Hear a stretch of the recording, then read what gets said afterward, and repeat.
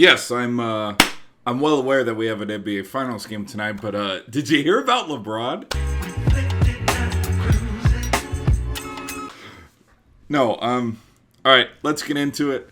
Hey everybody, thanks for clicking on the video. I have a notebook here to make it a little bit more official and just kind of talk about, ebbs and flows of this games and some storylines that I think could follow Game 3 tonight. Miami, they gutted it out there at the end of Game 2. They were able to sneak one, and so now they've taken Denver's home advantage away from them as things are now here in Miami, which I think that, yes, in some ways it is an advantage, but it's like, for all we know, Denver could walk out of Miami up 3-1. Like, there's still that. I'm going to start sounding like a broken record when I say this.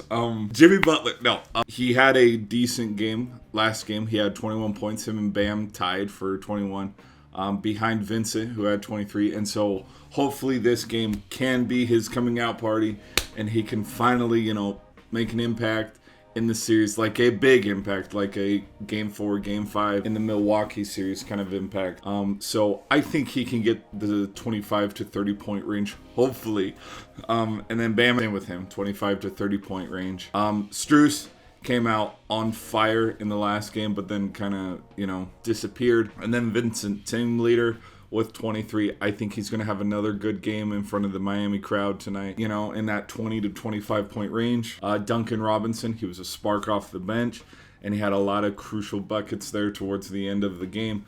And so with his 10 points that he had in the last game, I'm shooting for maybe he could hopefully have another 10, 12, 15 points in this game. For Michael Porter Jr., he only had 5 points last game. I think I said it that this game, same with Caldwell Pope, these two guys are probably going to come out humming, and so I think his best performance could probably be a 15-point performance. He only had 12. He had an off game, so he could be north of 15. Jokic, he had 41. He was carrying the team. It wasn't enough, but dude's going to get 30 plus still, so no shock there. And then Jamal Murray, it was a good shot, and if it went in, we're headed to overtime, and we could have a 2-0 series lead here, but he missed the three-pointer, and I just love looking at the pregame, coverage and stuff, and it showed him when he was coming in, just a plain old white tee and some sweatpants. So it's like, if that doesn't say, hey, he is dialed in and focused,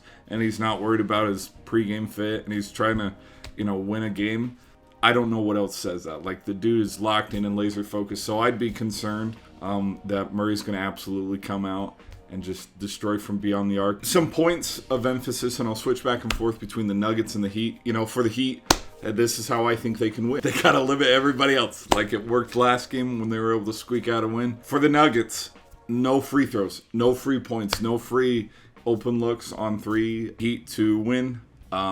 They got to outscore the Nuggets in the fourth quarter. It worked very well towards the end of the Game 2 in that final stretch.